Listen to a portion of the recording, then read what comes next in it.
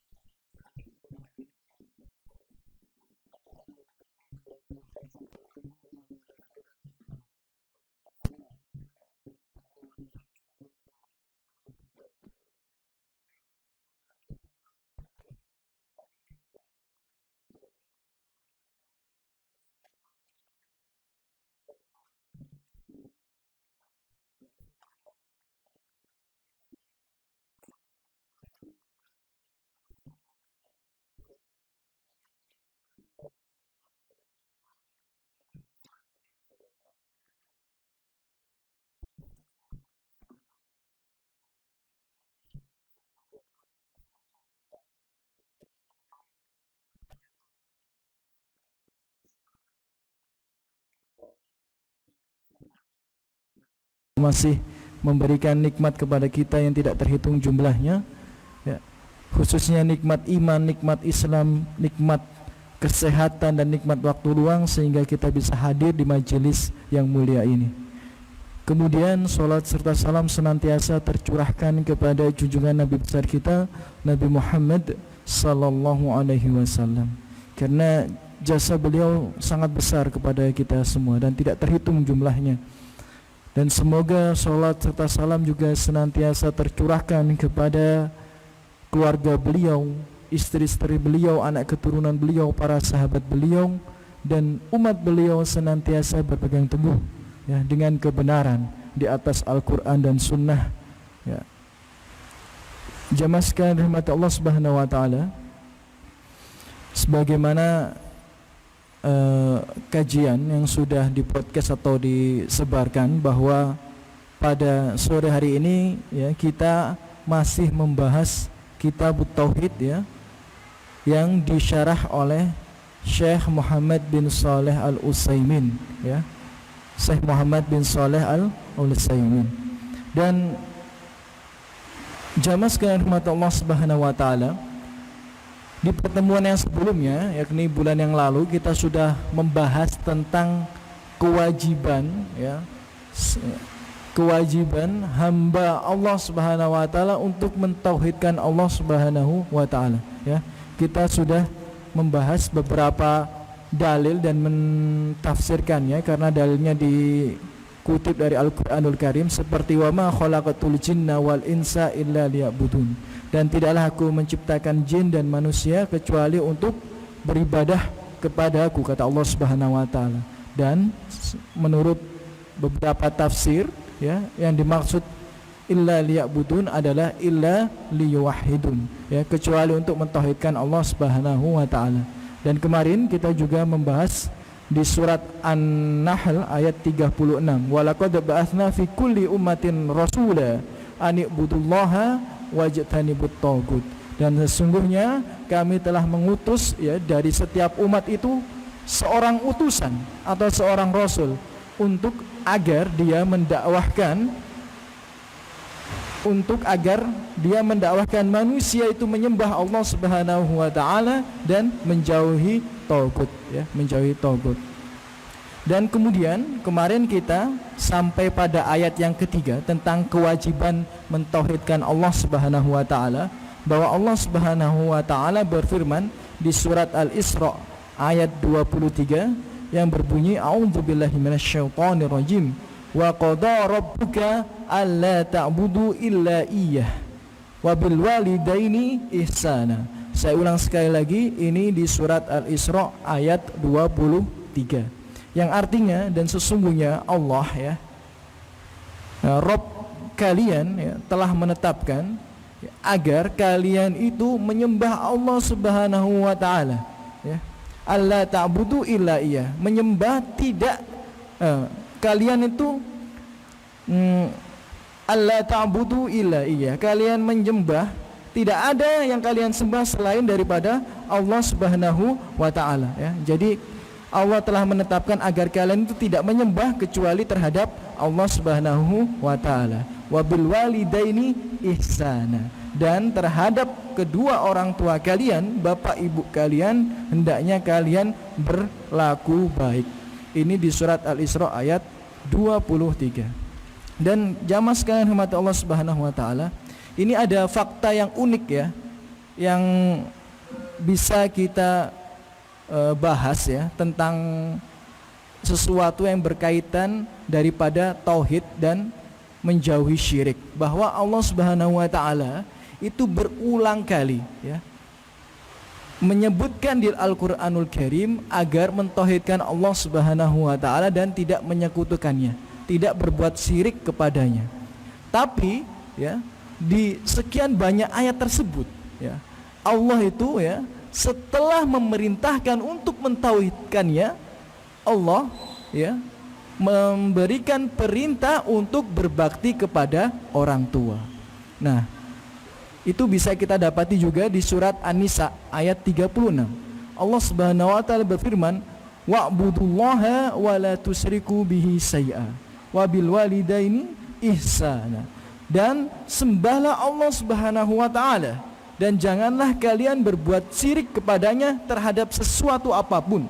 Wabil walidaini ihsana, dan terhadap bapak ibu kalian, kedua orang tua kalian, hendaknya kalian berbuat baik ya. Jadi Allah ya memerintahkan berbuat baik kepada kedua orang tua. Berbakti kepada orang tua itu setelah perintah tauhid ya, setelah perintah untuk mentauhidkan Allah. Bahkan Allah juga mengulang lagi ya perintah sedemikian di surat Al-An'am ayat 151. Allah Subhanahu wa taala berfirman, "Qul ta'alu atlu ma harrama rabbukum 'alaikum alla tusyriku bihi syai'a."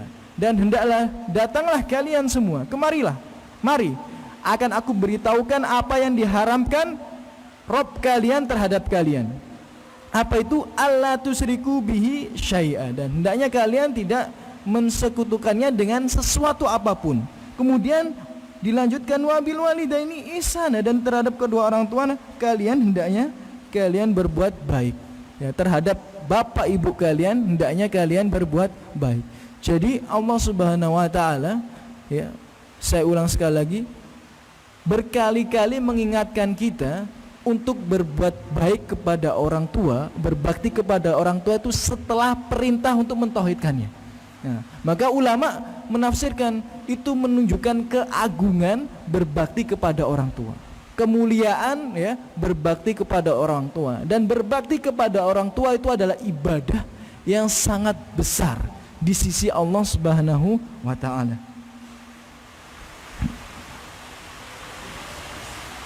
Dan jamaah sekalian dirahmati Allah Subhanahu wa taala, sebagaimana kita ketahui dalam sebuah hadis yang diriwayatkan oleh Imam Tirmidzi ya, dan beberapa imam yang lain dalam jalur riwayat yang lain, Rasulullah SAW itu pernah ya pada suatu ketika menaiki sebuah mimbar, dan setiap Rasulullah SAW menaiki mimbar, Rasulullah mengucapkan amin ya. Maka setelah selesai, para sahabat bertanya kepada Rasulullah SAW, wahai Rasulullah, mengapa kau ucapkan amin setiap kau menaiki tangga mimbar itu ya. Karena tidak biasanya Rasulullah melakukan hal yang sedemikian ya. Kemudian Rasulullah mengatakan, datang kepadaku Jibril ya. Kemudian Jibril berdoa dan aku mengamininya ya. Maka kita perhatikan, yang berdoa itu adalah sebaik-baiknya malaikat, dan yang mengamininya adalah sebaik-baiknya manusia, bahkan sebaik-baiknya nabi. Maka bagaimana tidak doa ini ya tidak diijabah oleh Allah Subhanahu wa taala? Pasti doa ini mustajab.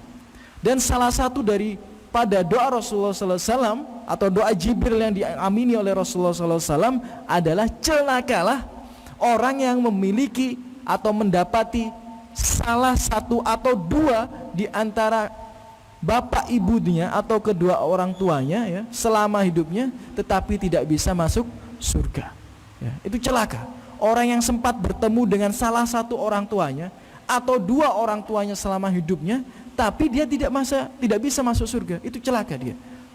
Mengapa sedemikian? Karena berbakti kepada orang tua, berbuat baik kepada orang tua itu jalan tol masuk surga ya. Terkadang yang kita ini lupa ya, lupa untuk berbakti kepada orang tua. Dan jamaah sekalian rahmat Allah Subhanahu wa taala, ini menjadi nasihat untuk saya pribadi dan antum sekalian, bahwa berbuat baik kepada orang tua itu bukan hanya berbalas jasa saja, ya. Bukan hanya sekedar orang tua kita pernah berbuat baik kepada kita, maka daripada itu kita berbuat baik kepada mereka. Bukan hanya sekedar itu, ya.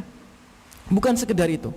Tetapi berbuat baik kepada orang tua itu adalah perintah Allah Subhanahu wa taala. Bahkan Allah memerintahkannya setelah perintah tauhid. Ya. Jadi itu adalah ibadah kepada Allah Subhanahu wa taala. Jadi bukan hanya sekedar timbal balik kebaikan. Bahkan seandainya kedua orang tua kita ini tidak pernah berbuat baik kepada kita, kita tetap wajib berbakti kepada orang tua kita. Apalagi orang tua kita berbuat baik kepada kita, gitu ya. Sebagaimana contohnya, salah satu sahabat Rasulullah SAW itu adalah putra tokoh munafik, ya, Abdullah bin Ubay bin Salul. Itu tokoh munafik di Madinah, ya, yang dia itu diabadikan, ya, di Al-Quranul Karim maupun hadis-hadis Rasulullah tentang kisah beliau, ya, baik di tafsir Al-Quran maupun di hadis itu diabadikan kisah beliau yang sangat-sangat, ya, parah dalam membuli Rasulullah Shallallahu Alaihi Wasallam. Naudzubillah min dzalik.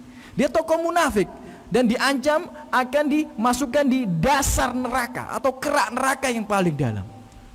Tapi, ya, ketika anaknya itu mendengar bapaknya ini membuli Rasulullah, ya, mengejek-ngejek Rasulullah, anaknya bilang, "Ya Rasulullah, perintahkan saya, ya, perintahkan saya untuk mendatangi bapak saya, maka akan saya penggal kepalanya, saya bawa kepalanya padamu." Itu anaknya bilang kayak gitu, ya, karena saking jengkelnya orang tuanya ini sering mengejek-ejek dan membuli Rasulullah SAW. Tapi apa kata Rasulullah SAW? La, walakin birbi walidik. Tidak, jangan lakukan itu, tapi berbaktilah kepada bapakmu. Lihat nih, ya. Orang tua ini diancam di neraka yang paling bawah, tapi sama Rasulullah SAW masih diperintahkan untuk berbakti kepada orang tuanya. Apalagi orang tua kita yang masih sholat, ya, yang masih zakat, ya, masih beragama Islam misalnya, yang bukan munafik, tentu lebih utama lagi kita berbuat baik kepadanya. Maka jangan sepelekan berbuat baik kepada orang tua. Karena, ya, jamaah sekalian rahmat Allah Subhanahu wa taala, seperti yang sudah saya sampaikan, Allah ini berulang kali, ya, memerintahkan kita berbuat baik kepada orang tua itu setelah perintah tauhid.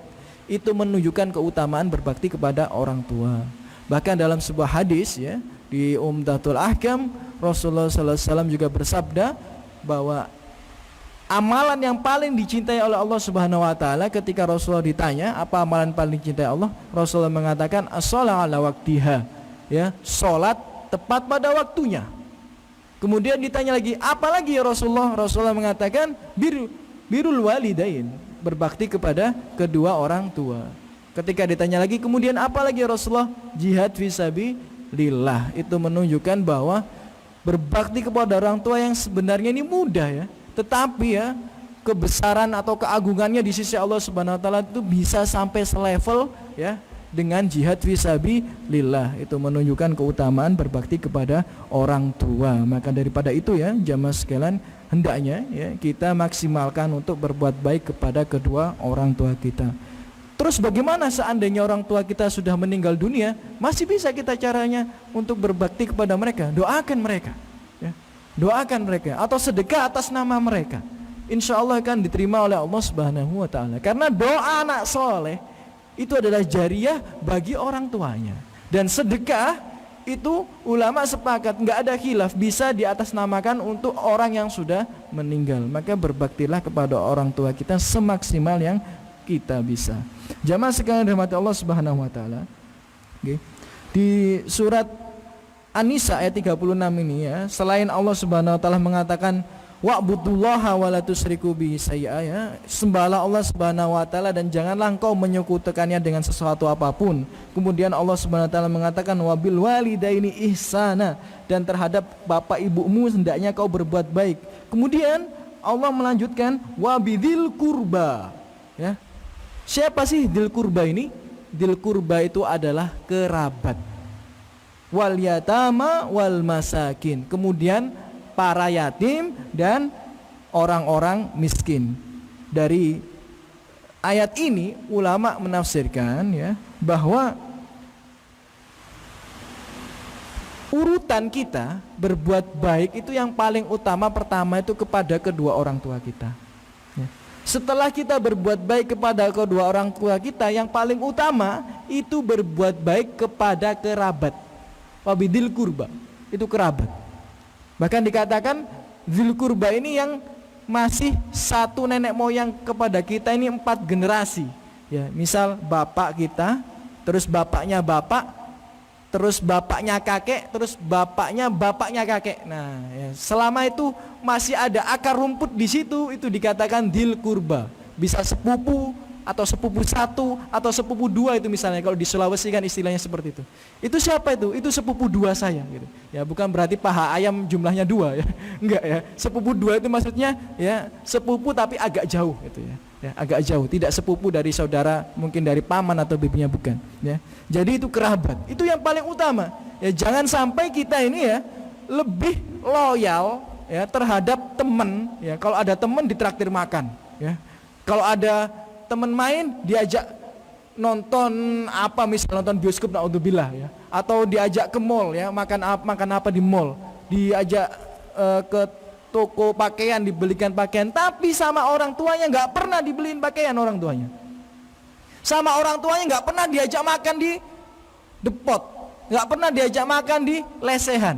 Tapi sama temennya sangat loyal. Ini naudzubillah, ini salah. Ya.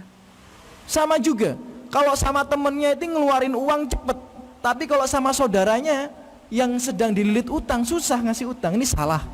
Ya. Karena urutan berbuat baik yang paling utama yang diajarkan oleh Allah Subhanahu wa taala, saya cuma menyampaikan, itu yang pertama ya, dan yang paling utama itu kepada orang tua terlebih dahulu. Kemudian ketika kita sudah berusaha membantu orang tua, yang paling utama lagi adalah kerabat ya, dimulai dari saudara kita, kemudian paman kita misalnya, atau bibi kita atau sepupu kita, itu lebih utama daripada anak yatim dan fakir miskin. Ya, kalau mereka memang butuhkan, itu kata Allah Subhanahu wa taala ya. Kemudian kalau memang sudah ya kebutuhan misal kerabat kita ini sudah terpenuhi atau tercukupi ya, atau memang tidak ada yang sampai kelaparan, tidak ada yang sampai kekurangan, baru urutan setelahnya adalah wal yatama ya. Yatama itu anak yatim. Anak yatim itu yang ditinggal bapaknya meninggal ya. Bukan berarti jenengan yang umurnya 60 tahun itu dibilang yatim, enggak. Anak yatim maksudnya yang ditinggal bapaknya meninggal tapi dia masih kecil. Nah, itu yatim.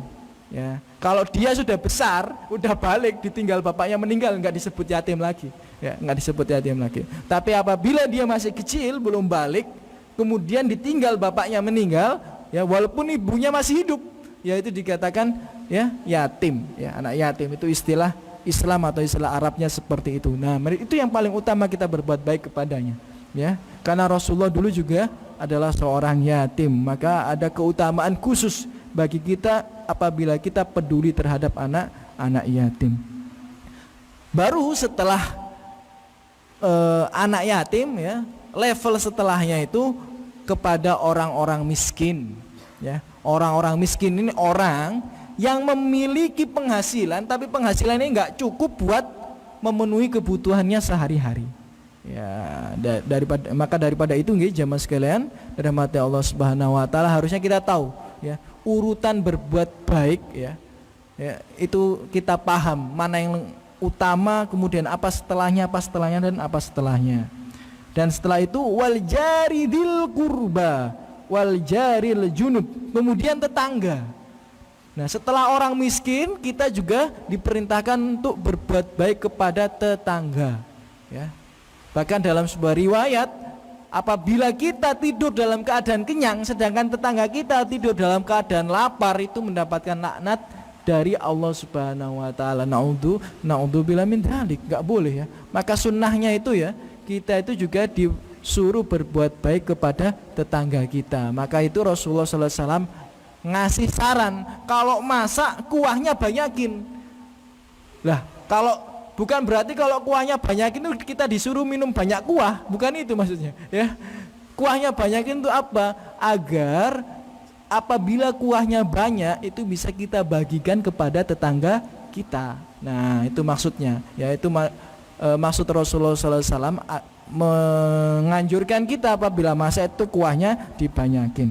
Nah, karena memang keutamaan tetangga itu sangat besar. Ya, apabila kita berbuat baik kepada mereka. Bahkan para sahabat sampai mengatakan Rasulullah SAW memerintahkan kita berbuat baik kepada tetangga kita itu seolah-olah Rasulullah itu menyuruh kita ini menganggap tetangga kita seperti saudara kita sendiri. Ya. Maka daripada itu jangan kaget ya kalau sahabat itu sampai pernah itu ya dalam keadaan paceklik itu kekurangan makanan. Kemudian dia dapat kepala kambing. Nah, setelah dapat kepala kambing jamaah sekalian rahmat Allah Subhanahu wa taala nggih, ya. Kemudian dia kepikiran sama tetangganya. Setelah dapat kepala kambing kepikiran sama tetangganya, jangan-jangan tetangga saya ini lagi enggak ada makanan. Ya. Kemudian sama dia diberikan kepada tetangganya. Nah, terus setelah sekian waktu enggak lama pintunya diketuk lagi. Ya. Pintunya diketuk lagi dan dibuka ternyata ada kepala kambing lagi ya dari orang yang memberikan dia, padahal kepala kambing ini dari dia ya, dikasihkan ke tetangganya, ternyata ini sudah berputar 7 kali di tetangganya ya. Jadi kepala kambing dikasihkan ke tetangganya, kemudian tetangganya mikir, oh iya mungkin tetangga saya ini lagi lapar, diberikan lagi ke tetangganya. Kemudian tetangganya yang satunya lagi berpikir, oh iya mungkin tetangga saya ini lagi kelaparan, diberikan lagi, dan ini berputar 7 rumah Bapak sekalian rahmat Allah Subhanahu wa taala. Itu menunjukkan bahwa para sahabat itu memang benar-benar mengaplikasikan apa-apa yang dinasihati oleh Rasulullah Shallallahu alaihi wasallam.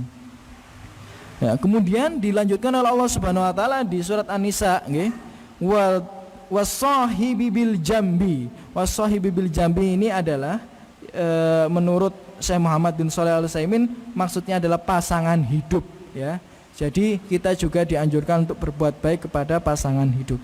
Kemudian wama malakat aimanukum, dan budak-budak yang berada dalam istilahnya berada dalam tanggung jawab kalian ya, yang kalian miliki.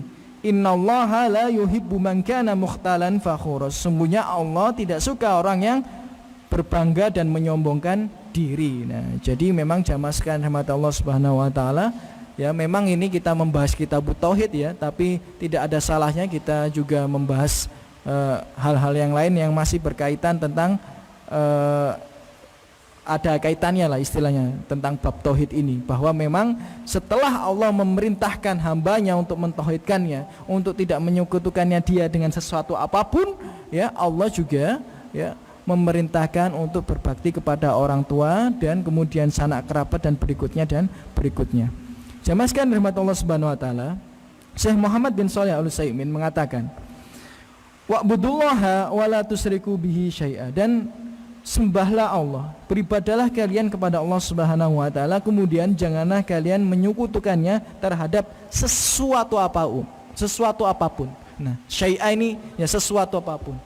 Nah, kemudian Syekh Muhammad bin Shalih Al-Utsaimin rahimahullah menjelaskan apa yang dimaksud dengan sesuatu ini ya.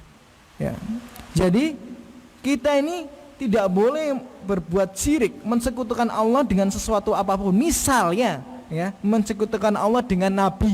Nah, ini kata Syekh Muhammad Utsaimin, la nabiyan, tidak pula seorang nabi ya. Karena ada ya orang yang mensekutukan Allah dengan nabi. Ada nggak Ustaz? Ada. Contohnya apa? Menganggap bahwa nabi itu ya yang bisa memberikan maslahat dan mudorot. Nah, itu biasanya ada di sholawat-sholawat yang dibaca-baca oleh tetangga-tetangga kita atau saudara-saudara kita di luar sana. Mereka nggak paham artinya. Padahal di dalam sholat itu ada artinya itu bahwa Rasulullah SAW itu keberadaannya dia itu bisa mendatangkan maslahat dan mudorot, yang mengatur maslahat dan mudorot. Itu mereka baca. Ya, kadang setiap di antara adzan dan iqamat itu mereka baca dan mereka nggak paham. Padahal itu adalah menyekutukan Allah Subhanahu wa taala dengan Rasulullah Shallallahu alaihi wasallam. Naudzubillah min dzalik. Begitu pula seperti yang dilakukan oleh kaum Nasara, ya, menjadikan nabinya itu Tuhan. Itu nggak boleh, ya. Begitu pula tidak boleh menyekutukan Allah dengan wala malikan, raja, pemimpin, itu nggak boleh, ya. Menjadikan seorang pemimpin itu bagaikan Tuhan. Setiap apapun yang ia perintahkan kita patuhi, nggak boleh. Karena kita itu diperintahkan oleh Allah Subhanahu wa taala taat terhadap pemimpin itu terhadap perkara-perkara yang baik. Apabila itu perkara-perkara yang diperintahkan tidak baik, tidak boleh kita taat. La ta'ata fil makhluk. Tidak ada taat terhadap makhluk sebagaimana yang dikatakan Rasulullah sallallahu alaihi wasallam. Kemudian wala walian, dan tidak pula terhadap wali. Ya, enggak boleh kita mensekutukan Allah dengan wali-wali, ya. Jadi enggak boleh ya kita meminta sesuatu terhadap wali, itu enggak boleh, ya, atau pada orang-orang soleh itu enggak boleh kalau mereka sudah meninggal. Tapi kalau mereka masih hidup itu boleh, ya. Itu berarti tidak mensekutukan Allah. Kenapa? Karena ada dalilnya. Umar bin Khattab dulu nih, ya, diperintahkan oleh Rasulullah SAW minta doa kepada Uwais Al-Qarni. Ya, disuruh minta doa. Nah, itu berarti dalil diperbolehkan meminta doa kepada orang-orang yang soleh. Dan kembali lagi, Uwais Al-Qarni ini tergolong orang yang soleh bukan karena ibadahnya yang istimewa, bukan karena pangkatnya yang tinggi, bukan. Tapi apa? Karena dia adalah orang yang sangat berbakti kepada ibunya. Nah, kembali lagi bahwa memang berbakti kepada orang tua itu memiliki pahala yang sangat besar di sisi Allah Subhanahu wa taala. Nah, jamaah sekalian rahmatullah, tidak boleh ya mensekutukan Allah dengan orang-orang soleh, ya. Kalau dia masih hidup boleh kita minta doa kepadanya, karena memang para sahabat juga ada yang sedemikian, ya, minta doa kepada Rasulullah, minta doa kepada orang-orang yang soleh. Tapi apabila dia sudah meninggal, ini nggak boleh, ya, karena orang meninggal itu amalnya sudah terputus, ya. Idza matal insanu in qata'a anhu amaluhu, ya. Jadi kalau orang itu sudah mati, amalnya itu sudah terputus. Sedangkan doa ini adalah ibadah. Berarti orang yang sudah meninggal nggak bisa beribadah lagi, nggak bisa berdoa lagi. Nah, ngapain kita minta ke dia? Justru dia itu yang butuh doa kita, karena kita masih hidup, kita yang bisa mendoakan dia, dan sebaliknya dia tidak mampu berdoa untuk kita. Jadi nggak boleh ya mensekutukan Allah dengan orang-orang soleh apabila dia sudah meninggal. Bal wala amron min umurid dunya, dan juga tidak boleh mensekutukan Allah dengan perkara dari perkara-perkara dunia, ya. Fala taj'al dunya syarikan ma Allah, dan janganlah engkau menjadikan dunia itu sekutu bagi Allah Subhanahu wa taala. Wal insan idza kana hammuhud dunya kana 'abidan laha kama qol, dan seandainya seorang manusia itu, ya, yang ada di benaknya, ya, itu hanya perkara-perkara dunia, yang ada dalam prioritas hidupnya itu hanya perkara-perkara dunia, yang paling utama bagi dirinya itu adalah perkara-perkara dunia, maka dia dihukumi sebagai hamba dunia.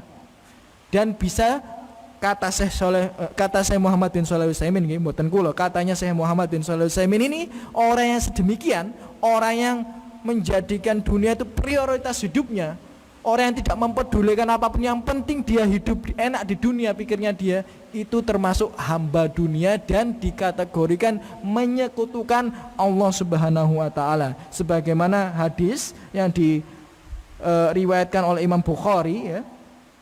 Qala Rasulullah sallallahu alaihi wasallam ta'isa abdud dinar, ta'isa abdud dirham, wa ta'isa abdul khumailah, wa ta'isa abdul khamisah, yang artinya celaka, ya.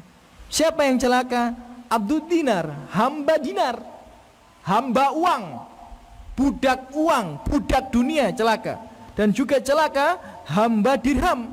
Dirham itu perak, kalau dinar itu tadi kan emas, ya. Kalau dirham itu perak, tapi dulu memang dirham sama dinar itu kan alat tukar, ya, misal uang kalau zaman sekarang. Jadi sama saja, bisa dikiaskan, ya. Jadi orang yang sekarang itu, ya, diperbudak dengan harta, ya, itu katanya celaka, ya. Dan juga celakalah hamba humailah, itu salah satu jenis kain yang bagus dari zaman dahulu. Wa ta'isa Abdul Khomiso, dan itu juga salah satu jenis kain. Kalau khomailah itu kain yang agak berbulu-bulu gitu loh. Ya, itu zaman dulu itu mahal, ya. Kalau sekarang ya mungkin mahal kalau di musim hujan kayak gini ya. Musim hujan kayak gini mahal. Wa Ta'isa Abdul Khomiso. Khomiso itu kain yang ada corak-coraknya gitu, ada corak-coraknya. Khomiso itu cairan ada corak-coraknya, dan ini sangat mahal sekali di zaman Rasulullah SAW. Tapi maksud daripada hadis ini, seseorang ya yang dia itu menjadi budak dunia, apabila dia sudah berlebihan, bisa dikategorikan menyekutukan Allah Subhanahu wa taala. Misal Allah memerintahkan sedemikian, tapi karena perkara dunia, perintah-perintah Allah itu ditinggalkan. Nah, itu bisa dikatakan dia menyekutukan Allah dengan perkara-perkara dunia. Naudzubillah min dzalik.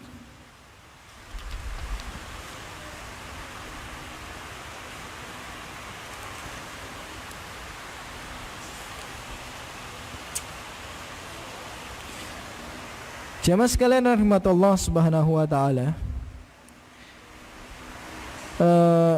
Syekh Muhammad bin Abdul Wahhab ya, setelah menyebutkan dalil dari Al-Qur'anul Karim tentang kewajiban mentauhidkan Allah Subhanahu wa taala, beliau mengutip atau menulis salah satu hadis yang diriwayatkan oleh Imam Bukhari, dan isinya juga tentang kewajiban kita untuk mentauhidkan Allah Subhanahu wa taala ya. Wa an Mu'ad bin Jabal radhiyallahu an, dari Mu'ad bin Jabal radhiyallahu anhu qol, berkata, kuntu radifan Nabi sallallahu alaihi wasallam alal khimar. Dulu saya ini pernah dibonceng oleh Rasulullah sallallahu alaihi wasallam di belakang keledai, ya, bukan kedelai ya, keledai, ya. Faqala li, dan Rasulullah sallallahu alaihi wasallam berkata padaku, ya Mu'ad, atadri ma haqqullah alal ibad? Wahai Mu'ad, apakah kamu tahu apa hak Allah terhadap hamba-hambanya? Wa ma haqqul ibad Allah, dan hak hamba-hamba Allah Subhanahu wa taala terhadap Allah Subhanahu wa taala. Qultu Allah wa rasuluhu Mu'ad berkata, Allah dan Rasulnya yang mengetahui. Qal, berkata Rasulullah sallallahu alaihi wasallam, haqqullah 'alal ibad ayya'buduhu wa la yusyriku bihi syai'a. Hak Allah terhadap hambanya adalah hambanya itu beribadah kepadanya dan tidak menyekutukannya terhadap sesuatu apapun.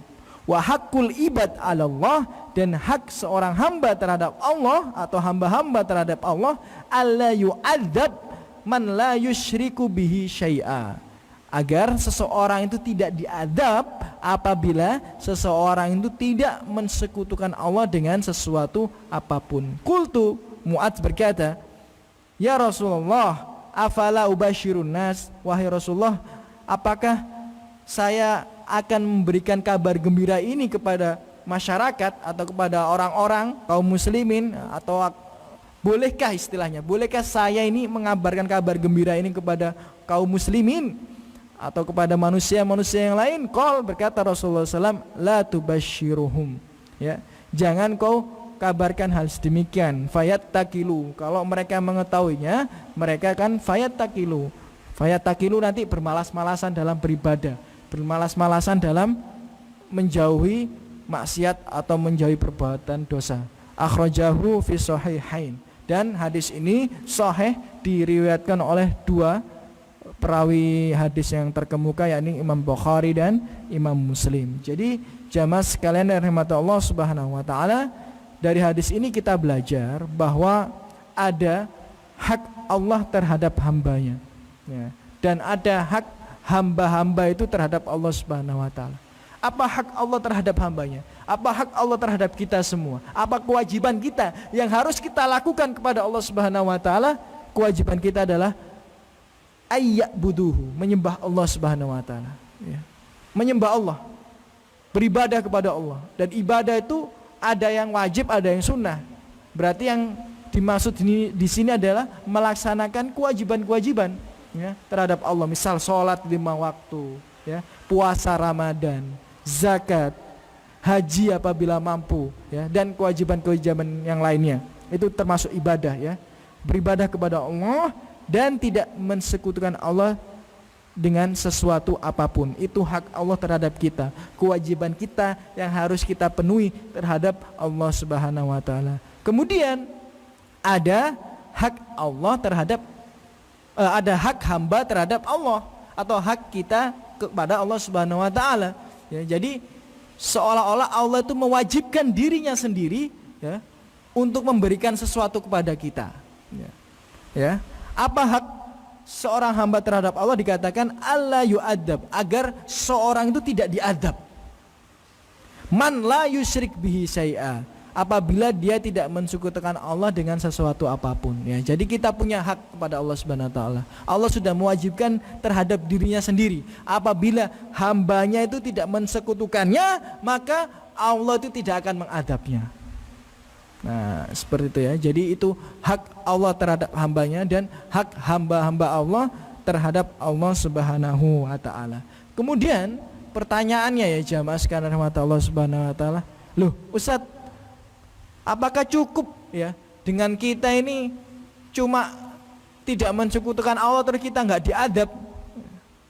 Kan ini katakan hak hamba terhadap Allah kan agar tidak diadab apabila tidak mensekutukan Allah dengan sesuatu apapun. Nah, berarti ya cukup, berarti kita tidak mensekutukan Allah, ya, beriman saja enggak diadab dong. Bukan gitu ya. Kata Syekh Muhammad bin Shalih Al-Utsaimin, ini dikatakan hakul ibad Allah. Nah, ibad itu jamak dari abd.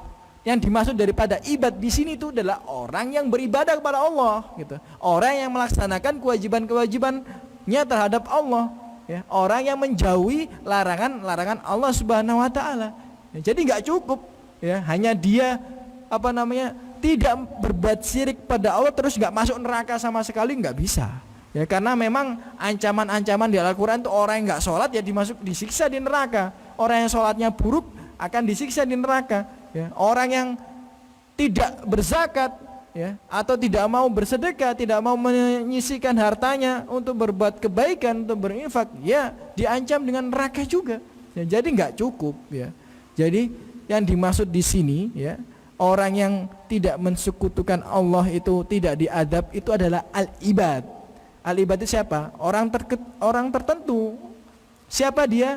Al-ibad itu orang yang senantiasa beribadah pada Allah, melaksanakan kewajibannya dan menjauhi larangan-larangan Allah Subhanahu wa taala. Oke, jamaah sekalian rahmat Allah Subhanahu wa taala. Jadi itu hak Allah terhadap kita dan hak kita terhadap Allah Subhanahu wa taala. Itu menunjukkan keutamaan tauhid kepada Allah Subhanahu wa taala.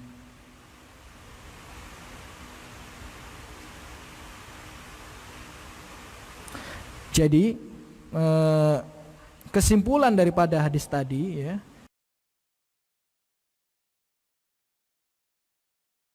fadilah tauhid, keutamaan tauhid itu bisa menyebabkan ya penghalang atau seseorang itu terhindar dari adab Allah Subhanahu wa taala. Itu yang dikatakan Syekh Muhammad bin Shalih Al-Utsaimin, wa annahu mani' min adabillah.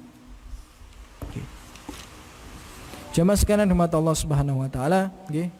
Jadi kembali lagi nggih saya tekankan ya, memang Allah nggih mewajibkan kita untuk mentauhidkannya, itu sebenarnya itu bukti bahwa Allah itu sangat cinta kepada kita.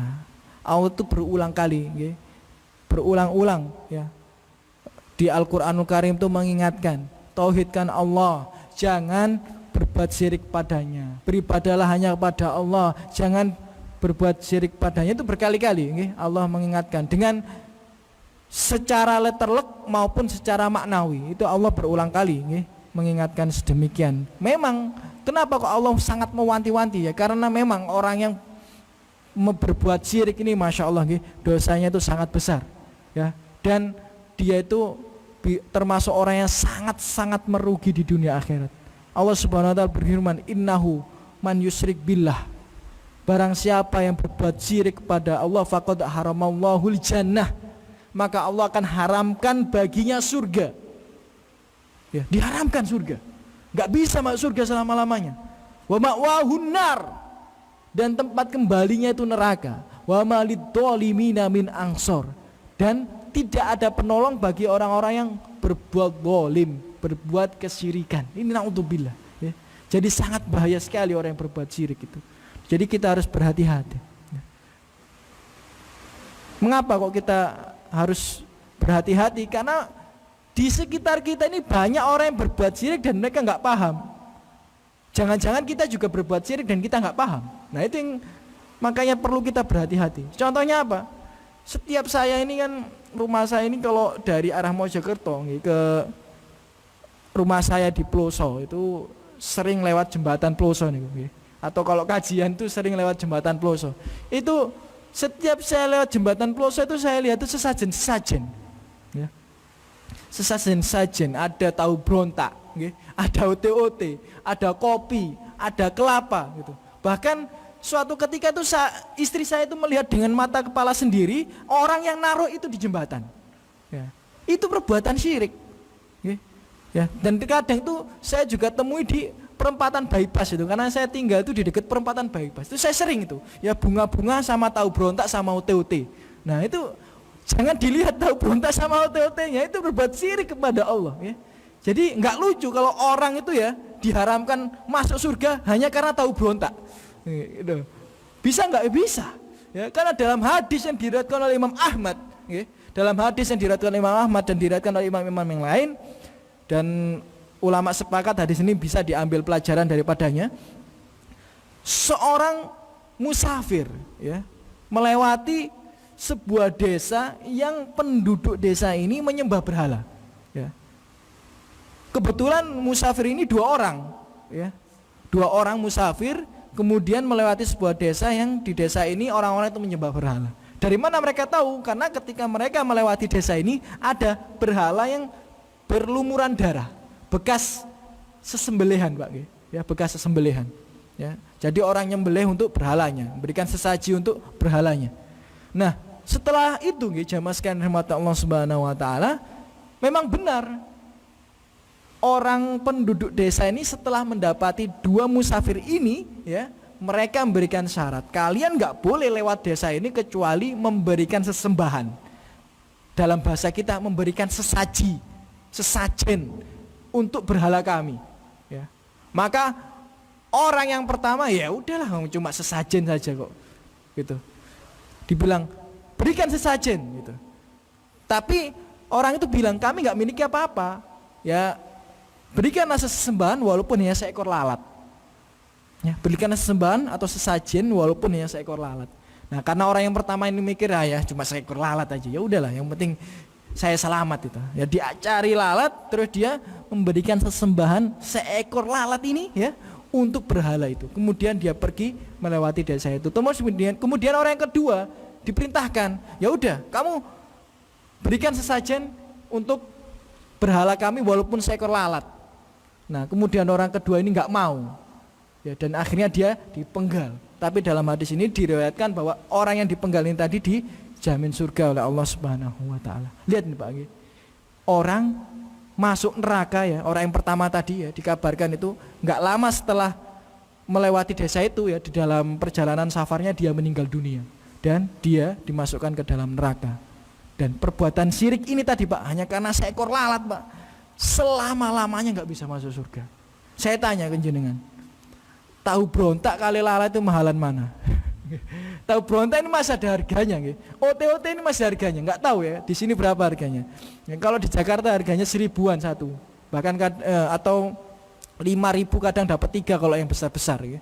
Kalau di sini nggak tahu berapa. Ya. Ote-ote itu ada harganya. Ya. Lalat itu, ya, yang nggak ada harganya, orang itu bisa masuk neraka selama-lamanya, nggak pernah bisa masuk surga dan tidak punya penolong. Sebagaimana ayahnya Nabi Ibrahim yang nggak bisa ditolong oleh Nabi Ibrahim. Sebagaimana pamannya Rasulullah yang tidak bisa ditolong oleh Rasulullah.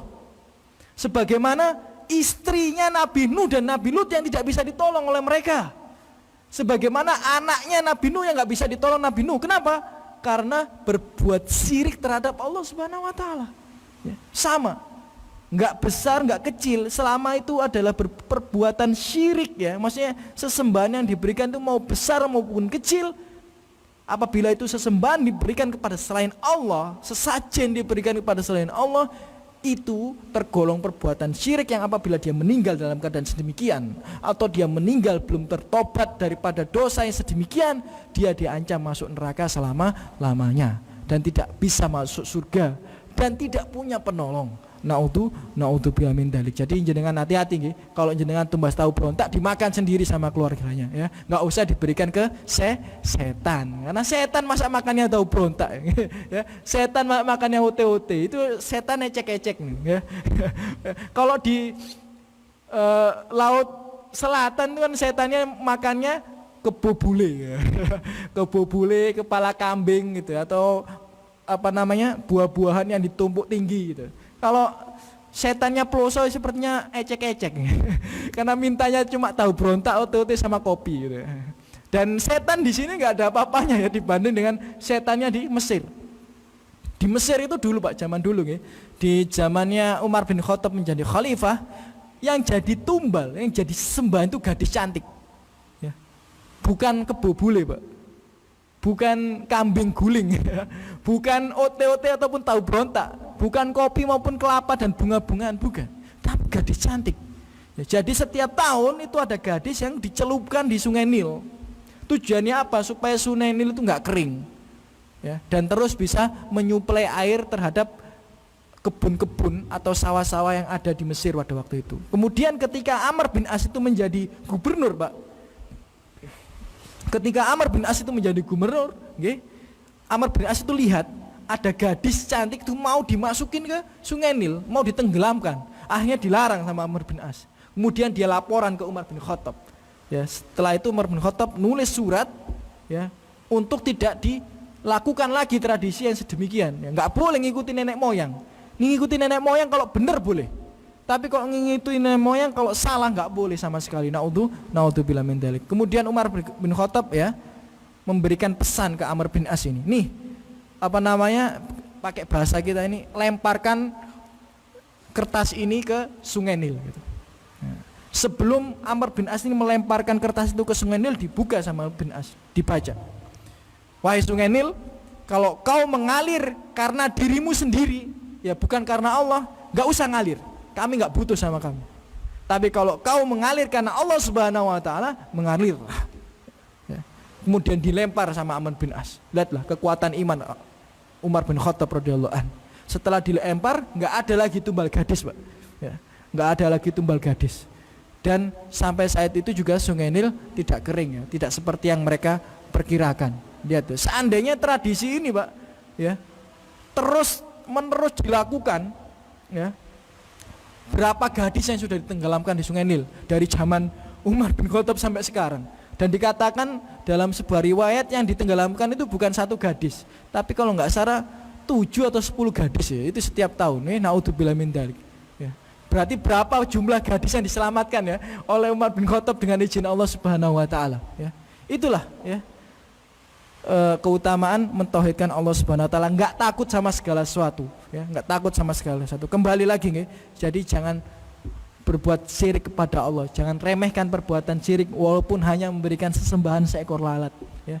Jadi keluarga jenengan itu harus jenengan kasih paham. Kalau keluarga jenengan belum paham, karena dakwah terhadap keluarga itu hukumnya wajib. Ini seringkali saya sampaikan di ceramah saya. Dakwah, ya, amar ma'ruf nahi mungkar terhadap keluarga itu hukumnya fardu kifayah. Tapi fardu kifayah, maaf salah.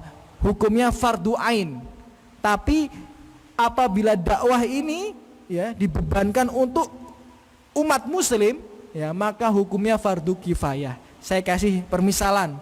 Misal di RW jenengan, ya, di lingkungan jenengan belum ada yang ngajak kepada kebaikan, belum ada orang yang mencegah terhadap kemungkaran, maka wajib bagi jenengan untuk turun mengajak mereka terhadap kebaikan atau kepada kebaikan dan mencegah mereka terhadap kemungkaran. Itu fardu bagi jenengan kalau belum ada orang yang menjalankan. Tapi kalau sudah ada orang yang menjalankan, hukumnya gugur. Berbeda. Hukumnya berdakwah amar ma'ruf nahi mungkar terhadap keluarga. Ini nggak bisa gugur. Fardu ain selama-lamanya. Ya. Jenengan kepada orang tua jenengan itu wajib mendakwai sampai akhir hayat. Jenengan kepada anak jenengan itu wajib mendakwai sampai akhir hayat. Sebagaimana Nabi Nuh, ya, sampai akhir hayat anaknya itu masih berusaha untuk mendakwahkan anaknya supaya tidak berbuat syirik pada Allah, ya. Ketika sebelum tenggelam itu, ya, ketika sudah mau menaiki kapal itu, Nabi Nuh tuh walaupun sudah 950 tahun berdakwah tapi nggak bosan untuk mendakwai anaknya. Sebagaimana Rasulullah di akhir hayat Abu Thalib pun Rasulullah tidak menyerah untuk mendakwahkan tauhid kepada keluarganya. Dan juga Nabi Ibrahim, ya, yang tidak pernah menyerah mendakwakan tauhid, ya, terhadap keluarganya. Begitu pula kita, hukumnya fardu ain mendakwakan tauhid kepada keluarga. Jangan sampai anggota keluarga kita atau kerabat kita itu meninggal dalam keadaan berbuat syirik atau belum bertobat daripada dosa syirik. Karena barang siapa yang meninggal dalam keadaan syirik atau belum bertobat daripada dosa syirik, maka selama-lamanya akan diancam, tidak ada penolong, tidak pernah baginya. Bisa masuk surga. Na'udzu bila min dzalik. Jamaah sekalian rahmati Allah Subhanahu wa taala, tidak terasa 1 jam sudah saya bicara di depan jenengan, ya. Jadi kurang lebihnya yang saya sampaikan tadi bahwa Allah Subhanahu wa taala berkali-kali, ya, mengulang di Al-Qur'anul Karim perintah berbakti kepada orang tua itu setelah perintah mentauhidkannya, ya.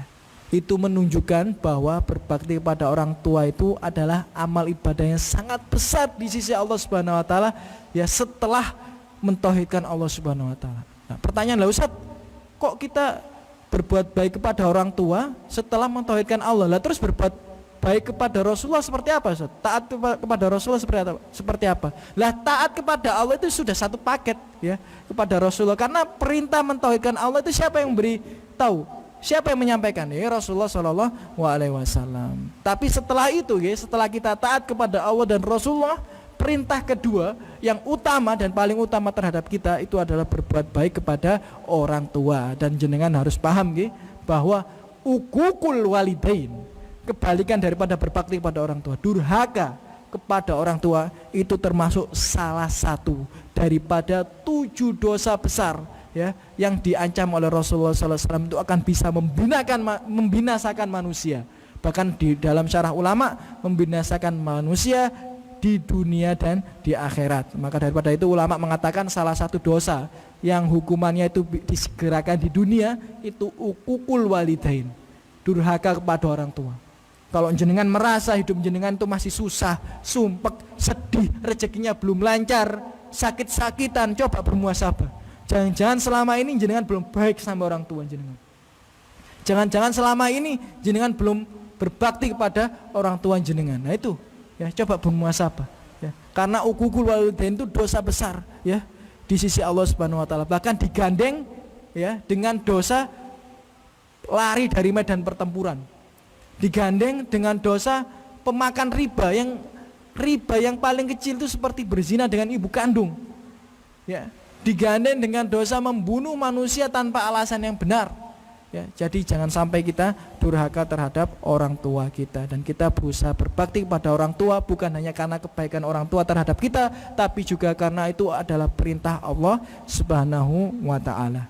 Jadikan itu ikhlas karena Allah. Karena kalau kita nih seandainya berbakti kepada orang tua itu karena kebaikan orang tua kita, kadang-kadang kita nggak ikhlas, Pak. Kadang orang tua kita nggak sempurna. Orang tua kita ini bukan malaikat. Kadang ini dia punya salah, punya dosa, punya khilaf. Kalau kita ingat-ingat kesalahan orang tua kita, kadang-kadang kita males mau berbuat baik, mau berbakti itu males. Ada orang tua di sana itu yang suka menelantarin anaknya, nggak peduli sama anaknya. Ada orang tua di luar sana itu yang pelit sama anaknya. Ada nggak? Ada. Ada orang tua di sana yang suka mukul anaknya. Ada orang tua yang di sana itu, ya, cuma mau bikin anak saja, setelah bikin anak ditinggal kabur. Itu banyak saya temukan, ya, teman-teman itu, ya, yang nggak punya orang tua, tapi mereka tetap berbakti kepada orang tua. Kenapa? Karena berbakti pada orang tua itu adalah perintah Allah Subhanahu wa taala. Jangan jadikan itu cuma hukum timbal balik. Kalau hukum timbal balik kebaikan, kadang-kadang kita ingat, waduh, orang tua aku tak kuandani ngomel. Orang tua aku ini punya utang tak sauri utang maneh. Duit utang tak sauri utang maneh, gak kelar-kelar utang, aku pegel, ya, nyauri utangnya. Nah itu kalau cuma inget kebaikan dan keburukan orang tua, kadang-kadang kita nggak ikhlas. Maka daripada itu kalau mau berbakti pada orang tua, ikhlaskan karena Allah Subhanahu wa taala. Itu pesan yang pertama tadi nggih, berbakti pada orang tua setelah perintah tauhid.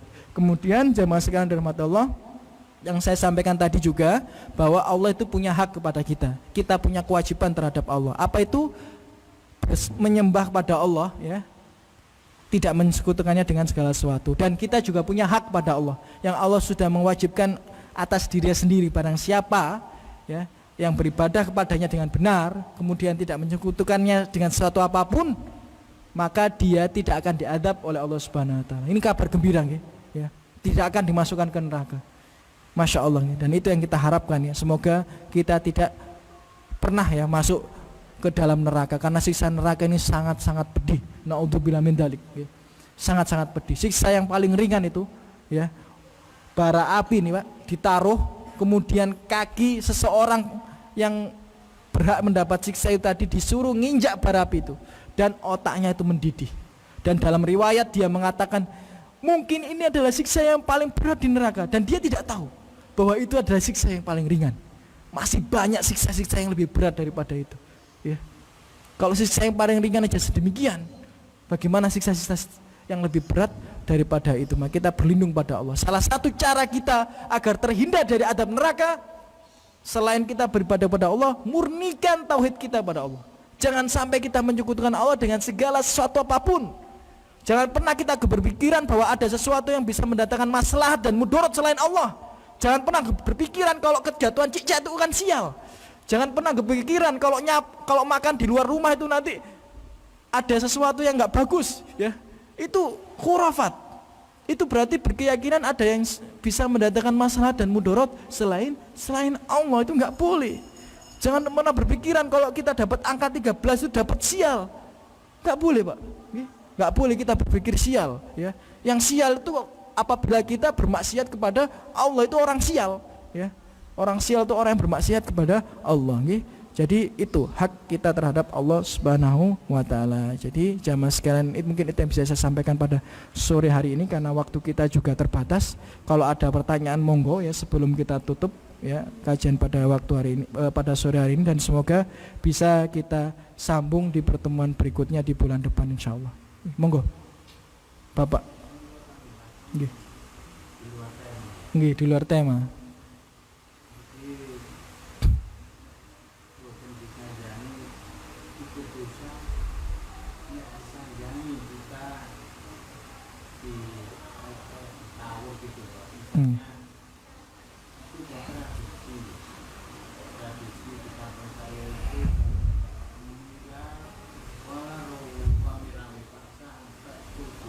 Nggih.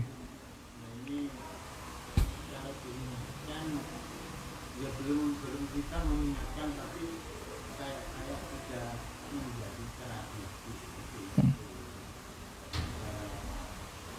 Begitu bulan Maulid Nabi yang dulu itu, ingat saya itu sejak pagi itu dibahas terus sampai hari-hari.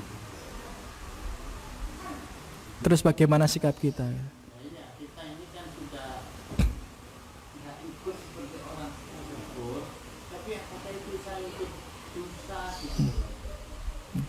Ya, Bapak ini tanya bagaimana apabila tradisi kita ini menyelisih syariat, ya.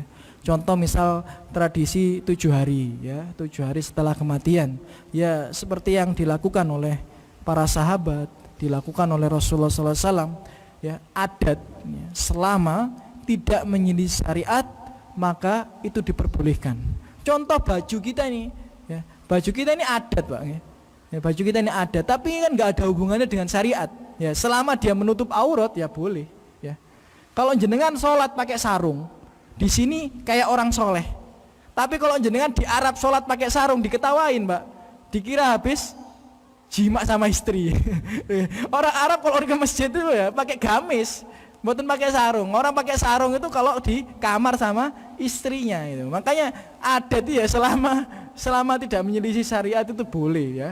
Selama tidak menyelisih syariat itu boleh, ya. Sadat. Tapi kalau menyelisih syariat tidak diperbolehkan, apapun resikonya, ya, Ya, apapun resikonya harus kita tetap teguh dengan pendirian yang kita yakini. Kalau misalnya tadi ya, contoh 7 hari atau suatu peringatan tentang peringatan terhadap orang yang sudah meninggal dunia, haul setiap tahun misalnya, tidak ada tuntunan syariat, dan itu bisa masuk kategori bid'ah, tapi tidak masuk kategori syirik. Bentar Pak, saya jawab dulu nggih. Ya, jangan dipotong ya. Jadi itu masuk kategori bid'ah, bukan masuk kategori syirik ya. Ya, jadi jangan pernah menjudge mereka itu nanti selama-lamanya di neraka. Ini bukan ya. Kita harus bisa membedakan mana itu bid'ah, mana itu syirik. Bid'ah itu bukan berarti saya anggap ini dosa kecil, bukan ya. Maksudnya bid'ah itu memang diancam neraka, tapi tidak selama-lamanya, dan bisa jadi diampuni oleh Allah Subhanahu wa taala. Allah Maha Pengampun atas segala sesuatu, itu bid'ah. Tapi kalau syirik ya, orang meninggal dalam keadaan syirik itu di neraka selama-lamanya. Allah tidak mungkin mengampuninya karena itu sudah Allah tetapkan atas dirinya sendiri. Orang yang meninggal dalam keadaan syirik selama-lamanya di neraka. Tapi kalau bid'ah ya, itu cuma diancam di neraka, dan itu cara kita menyikapinya juga harus berbeda ya.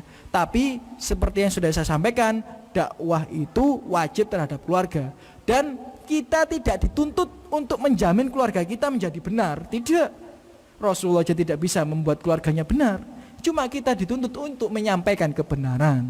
Jadi kalau jenengan sudah menyampaikan ke keluarga jenengan misal, tapi dengan cara yang baik, karena Rasulullah juga menyampaikannya dengan cara yang baik. Sebagaimana Rasulullah menasihati, wallahi inilah uhibbuk, demi Allah aku sangat mencintaimu, kayak gitu Pak, dengan cara yang baik. Setelah dinasihati dengan cara yang baik, urusan dia mendapat hidayah tidak mendapat hidayah, kita kembalikan kepada Allah Subhanahu wa taala. Apakah jenengan berdosa? Tidak, selama jenengan sudah menyampaikan dengan cara yang baik. Nah, itu tadi kalau jenengan tanyanya dosa apa tidak saya? Ya tidak, selama jenengan sudah sampaikan. Tapi kalau jenengan belum sampaikan, jenengan benar untuk diri jenengan sendiri, itu dosa. Karena kebenaran itu harus disampaikan dengan cara yang baik. Mungkin itu yang bisa saya sampaikan pada sore hari ini ya, karena memang waktu ini sudah terbatas, dan setelah maghrib saya ada jadwal kajian lagi di Mojokerto, dan minta doanya semoga dimudahkan. Apabila ada khilaf atau kesalahan itu dari saya pribadi dan bisikan dari syaitan, lebihnya dari bimbingan Rasulullah SAW dan taufik dari Allah Subhanahu wa taala. Ya, saya berdoa semoga jenengan yang hadir di majelis yang mulia ini dibalas oleh Allah Subhanahu wa taala dengan sebaik-baiknya balasan. Diangkat oleh Allah Subhanahu wa taala di derajat yang tinggi di sisinya ya, dan semua musibah dan kesulitan diangkat oleh Allah Subhanahu wa taala, dilapangkan rezekinya dan dikumpulkan lagi kita oleh Allah Subhanahu wa taala di surga Allah Subhanahu wa taala. Kita tutup dengan doa kafaratul majelis. Subhanakallahumma wa bihamdika asyhadu an la ilaha illa anta astaghfiruka wa atubu ilaik. Assalamualaikum warahmatullahi wabarakatuh.